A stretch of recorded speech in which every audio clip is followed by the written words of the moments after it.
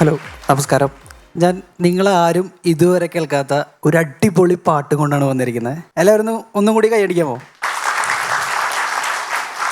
ഈ പാട്ടിൻ്റെ പ്രത്യേകത എന്താ വെച്ചാൽ ഞാൻ തന്നെ എഴുതി സംഗീതം ചെയ്ത ഒരു പാട്ടാണ്.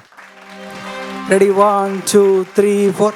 Fun fun fun fun funs upon a time, fun fun fun fun funs upon a time, fun fun fun fun funs upon a time, fun fun fun fun funs upon a time.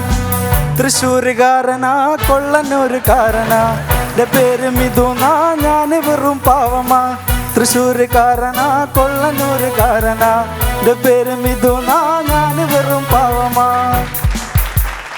എല്ലാവർക്കും നമസ്കാരം. 2022 വളരെയധികം പ്രതീക്ഷയോടും മാസമായിട്ടാണ് നമ്മളെല്ലാവരും തുടങ്ങിയത്. പക്ഷേ mask ഊരാൻ ഇതുവരെയ്ക്കും നമുക്ക് പറ്റിയിട്ടില്ല. പലതരത്തിലാണ് ആൾക്കാർ മാസ്ക് വയ്ക്കുന്നത്. വളരെയധികം കെയർഫുള്ളായിട്ട് പെർഫെക്റ്റ് ഒക്കെ ആയിട്ട് മാസ്ക് വയ്ക്കുന്ന ആൾക്കാരുണ്ട്. ഇനി മറ്റു ചില ആൾക്കാരാണെങ്കിൽ എല്ലാവരും വയ്ക്കുന്നുണ്ട്, അതുകൊണ്ട് ഞാനും വെച്ചേക്കാം എന്നുള്ള മനോഭാവത്തോടു കൂടിയാണ് ചില ആൾക്കാർ മാസ്ക് വയ്ക്കുന്നത്. ഇതിൽ രണ്ടിലും പെടാതെ ചില കക്ഷികളുണ്ട്. നമ്മൾ ഈ ഹെൽമെറ്റിൻ്റെ ചിൻ സ്ട്രാപ്പ് ഇടുന്ന പോലെയാണ് മാസ്ക് വയ്ക്കുന്നത്, ഏതാണ്ട് ഈ ഒരു ഭാഗത്താക്കിയിട്ട്.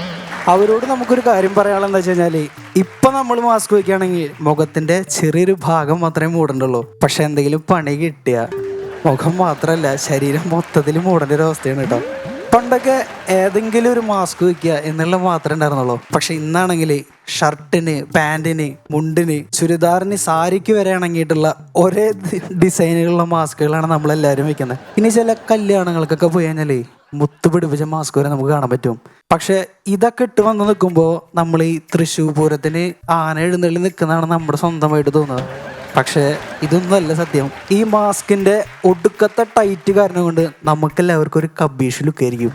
ശരിക്കും ഈ കോവിഡ് എന്ന് പറയുന്നത് വല്ലാത്തൊരു ദ്രാവിഡ് തന്നെയാണ്. പക്ഷെ ഇതിനേക്കാളൊക്കെ മുൻപ് 1993 എൻ്റെ വീട്ടുകാർ, എൻ്റെ നാട്ടുകാർ മറ്റൊരു ദുരന്തം കൂടി കണ്ടിട്ടുണ്ടായിരുന്നു. ഞാൻ ജനിച്ചെന്ന് തന്നെ ആശുപത്രിയിലത്തെ കരണ്ട് നിലച്ചു പോയി. ഇതിൻ്റെ തെളിവ് എങ്ങനെയാണെന്ന് വെച്ചാൽ, ഞാൻ ഒരു 7ാം ക്ലാസ്സിൽ പഠിക്കുന്ന സമയത്ത് എൻ്റെ ഒരു കൂട്ടുകാരനുണ്ട്, ബ്രഹ്മദത്ത് എന്ന അവൻ്റെ പേര്. ഞാൻ അവനും കൂടി തല്ലൂടാന്ന് പറഞ്ഞു കഴിഞ്ഞാൽ ഗംഭീര വഴക്ക്. എൻ്റെ ബട്ടൺസൊക്കെ വലിച്ച് പൊട്ടിച്ച് അവൻ്റെ കോളറൊക്കെ ഞാൻ വലിച്ച് കീറി, ഗംഭീര അടി. അങ്ങനെ അവൻ നടന്നു പോയിക്കൊണ്ടിരിക്കുക. അവൻ അവിടെ നിന്നിട്ട് എന്നെ ഇങ്ങോട്ട് തിരിഞ്ഞു നോക്കിയപ്പോൾ ഞാൻ ശ്രദ്ധിച്ചപ്പോൾ അവനെ എന്തോ എടുക്കുന്ന പോലെ എനിക്ക് തോന്നി. നോക്കിയപ്പോൾ ഒരു വെള്ളാറങ്കല്ല. അവൻ അത് എടുത്ത് തന്നെ എറിയാൻ നോക്കുമ്പോൾ ഞാനാണെങ്കിലോ അവൻ എങ്ങനെ എറിഞ്ഞാലും ഞാൻ ചാടി കളയുന്നുള്ള ഓവർ കോൺഫിഡൻ്റ് ആയിട്ടാണ് ഞാൻ നിൽക്കുന്നത്. അവൻ എറിയുകയും ചെയ്തു, ഞാൻ ചാടുകയും ചെയ്തു. എൻ്റെ കഷ്ടകാലത്തിന് ഞങ്ങളുടെ രണ്ടുപേരും ദിശ ഒരേ ദിശയായിരുന്നു. അന്ന് ഞാൻ മനസ്സിലാക്കി ഒന്നും കൂടി ഞാനൊരു നല്ലൊരു ദുരന്തമായി തീരാന്ന്. ഞാൻ ഇതിനെപ്പറ്റി എൻ്റെ അമ്മയോട് പറഞ്ഞു. അമ്മയും ഞാനും കൂടി പതിവ് പോലെ തന്നെ ഒരു ജോലിസിൻ്റെ അടുത്തേക്ക് പോയി. അവിടെ ചെന്നു ജോലിസിനോട് ഞാൻ കാര്യം പറഞ്ഞു.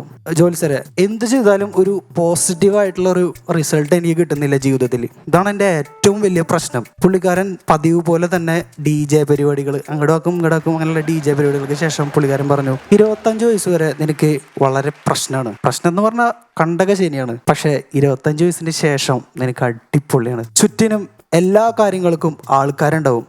എപ്പോഴും നിനക്കത് വേണോ ഇത് വേണോ എന്ന് എടുത്തു തരാൻ എല്ലാ കാര്യങ്ങൾക്കും ചുറ്റിനും ആൾക്കാരുണ്ടാവും എന്ന് പറഞ്ഞു. ഞാൻ എൻ്റെ 25 വയസ്സ് വരെ കാത്തിരുന്നു. അങ്ങനെ എനിക്ക് 25ാമത്തെ വയസ്സിൻ്റെ പിറന്നാളിലെന്ന് എനിക്ക് പോസിറ്റീവായി റിസൾട്ട് കിട്ടി. എനിക്ക് കോവിഡ് പോസിറ്റീവായി. ജോൽസൻ പറഞ്ഞ പോലെ തന്നെ ചുറ്റിനും ആൾക്കാർ, നേഴ്സന്മാർ, നമുക്ക് എന്താവശ്യത്തിനും ഒരു അകലെ ഓടിയെത്താൻ വേണ്ടിയിട്ടുള്ള നേഴ്സന്മാർ, കൃത്യമായ ആഹാരം. അങ്ങനെ ഞാൻ നല്ലൊരു ഭക്ഷണപ്രിയനായി തീർന്നു. ഈ ഭക്ഷണത്തെക്കുറിച്ച് പറയുന്നത് എങ്ങനെയാണെന്ന് വെച്ചാൽ, പണ്ടെൻ്റെ വീട്ടിൽ മീൻ കറി വയ്ക്കുകയാണെങ്കിൽ ഞാൻ ചോറ് പോലും ഉണ്ടാറില്ലായിരുന്നു. പക്ഷേ ഇന്നങ്ങനെയല്ല. ചോറ് പോയിട്ട് മീൻ കറി പോയിട്ട് ഒന്നും തന്നെ വീട്ടിൽ തികയാത്തൊരവസ്ഥയാണ്. ഇതിനൊക്കെ കാരണം ഞാനാണെന്നാണ് എൻ്റെ അച്ഛൻ പറയണത്. പക്ഷേ അത് സത്യമല്ല കേട്ടോ. ഒരു ദിവസം അച്ഛനമ്മയോട് പറയുന്നത് ഞാൻ ഒളിച്ചു നിന്ന് കേട്ടു. എന്താ വെച്ച് കഴിഞ്ഞാൽ, കറികൾക്കൊന്നും ഇത്രയും രുചി വേണ്ടത് അതെന്നെ ഉദ്ദേശിച്ചാണ്, എന്നെ മാത്രം ഉദ്ദേശിച്ചാണെന്ന് എനിക്ക് മനസ്സിലായി. അന്ന് ഞാൻ ആ വീട് വിട്ട് ഇറങ്ങാൻ വേണ്ടി തീരുമാനിക്കണത്. അമ്മയ്ക്ക് ഞാൻ ഒരു എഴുത്തും എഴുതി വെച്ചു. അമ്മേ, ഞാൻ പോവാണ്, എന്നെ തിരയരുത്. അപ്പാപ്പനെ ഒന്ന് ചെന്ന് കാണണം. പിന്നെ കാശി, രാമേശ്വരം, ഗോവ, അങ്ങനെ ചട്ടിയിലിരിക്കുന്ന ആ ബാലൻസ് മീൻ വറുത്തത് ഞാൻ എടുക്കുന്നുണ്ട്. ഇത്രയും എഴുതി വെച്ച് ഞാൻ നേരെ അപ്പാപ്പൻ്റെ അടുത്തേക്ക് ചെല്ലാണ്. എൻ്റെ അപ്പാപ്പനെ കുറിച്ച് പറയുകയാണെങ്കിൽ ആലുമൂടൻ്റെ ശരീരവും അർണോൾഡിൻ്റെ മനസ്സാണ്.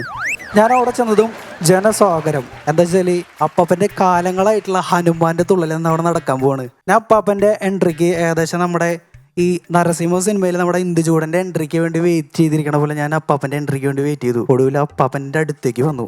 ഞാൻ അപ്പാപ്പനോട് ചോദിച്ചു, അപ്പാപ്പ സുനിമാമൻ എന്തേ? സുനിമാമന്റെ പേര് പറഞ്ഞ വഴിക്ക് അതുവരെ അമ്പിയായിട്ട് നിറഞ്ഞ അപ്പാപ്പൻ അന്യനായിട്ട് അങ്ങോട്ട് തുള്ളാൻ തുടങ്ങി. അപ്പാപ്പൻ അവിടെ നിൽക്കാൻ തന്നെയല്ല, ആ ചാഞ്ഞ് നിൽക്കണം മരത്തിന്റെ മുകളിലേക്ക് ഓടി അങ്ങോട്ട് കയറി. എന്താ വെച്ചാൽ അപ്പാപ്പൻ പകുതി ഹനുമാനായിക്കണു. അതിന്റെ മുകളിലും കയറും തന്നെയല്ല, അതിന്റെ മുകളിൽ കെട്ടി വെച്ചിരിക്കുന്ന പഴക്കൊലന്ന് ഓരോ പഴങ്ങൾ അപ്പാപ്പനെടുത്ത് തിന്നാണ്. അപ്പാപ്പൻ പൂർണ്ണമായിട്ട് ഹനുമാനായിക്കണു. അപ്പാപ്പന്റെ ഈ പെർഫോമൻസ് കണ്ട് വാ എന്ന് പറയുമ്പോഴേക്കും തൊട്ടപ്പുറത്ത് നിന്നിരുന്ന തെങ്ങിന്റെ മണ്ടേന്നൊരു തേങ്ങ അപ്പാപ്പന്റെ മണ്ടേമയ്ക്ക് വന്ന് വീണു. അപ്പൊ ഞാൻ ഓടി ചെന്ന് അപ്പാപ്പനെ താഴെ ഇറക്കി മരത്തിന്റെ മുകളിൽ ചാർത്തി അങ്ങോട്ട് നിർത്തി. എന്നിട്ട് സുനിമാമനെ ഫോൺ വിളിച്ചു. സുനിമാമ എവിടെയാണ്? അപ്പാപ്പന്റെ തലയിൽ തേങ്ങ വീണു, വേഗം വരണോട്ടാന്ന് പറഞ്ഞപ്പോ സുനിമാ അപ്പൊ തന്നെ ഫോണാ കട്ട് ചെയ്തു. ആരെങ്കിലും ചെയ്യും അങ്ങനെ? സ്വന്തം അച്ഛനാണ്, അച്ഛന്റെ തലയിലാണ് തേങ്ങ വീണത്. എനിക്ക് ദേഷ്യം വന്നെങ്കിൽ സുനിമാമൻ ഒന്നുകൂടി ഫോൺ വിളിച്ചു. സുനിമാമൻ അപ്പ എന്നോട് ഒറ്റ ചോദ്യാ, ഉണക്കത്തേങ്ങയാണോ അതോ പച്ചത്തേങ്ങയാണോ വീണത്? സംഭവം വേറെ ഒന്നല്ല, നല്ലൊരു ഭക്ഷണം ഈ പൊറോട്ടയും ബീഫൊക്കെ, മുരിഞ്ഞ പൊറോട്ടയും ബീഫൊക്കെ സ്വന്തം മുമ്പിൽ കൊണ്ടു നിർത്തിയിട്ട് അത് കഴിക്കണ നേരത്ത് ഫോൺ വിളിച്ചു കഴിഞ്ഞാൽ ആർക്കും വരാനൊന്നും പറ്റില്ല. അത് സുനിമാമനെ ഞാൻ കുറ്റം പറയില്ല. കാരണം എന്താ വെച്ച് കഴിഞ്ഞാല്, നാട് വിട്ട് നമ്മൾ ഡൽഹിയിൽ പോയാൽ ഡൽഹി സ്പെഷ്യല്, തിരുവനന്തപുരം വന്നാൽ തിരുവനന്തപുരം സ്പെഷ്യല്, ഇനി നാട്ടിലേക്ക് തന്നെ തിരിച്ചു വന്നാലോ നാടൻ സ്പെഷ്യലി. അങ്ങനെ സ്പെഷ്യലുകളെ തട്ടി നടക്കാൻ പറ്റാത്തൊരു സിറ്റുവേഷനാണ് ഇപ്പോൾ ഉള്ളത്. ഇത് പറഞ്ഞപ്പോഴും ആലോചിച്ചു, ഞാൻ അവിടെ അടുത്തൊരു നല്ലൊരു പൊറോട്ടയും ബീഫും കിട്ടുന്ന കടയുണ്ട്. ഞാൻ അപ്പോൾ പോയില്ലെങ്കിൽ അത് തീരൂട്ടാ. ബൈ.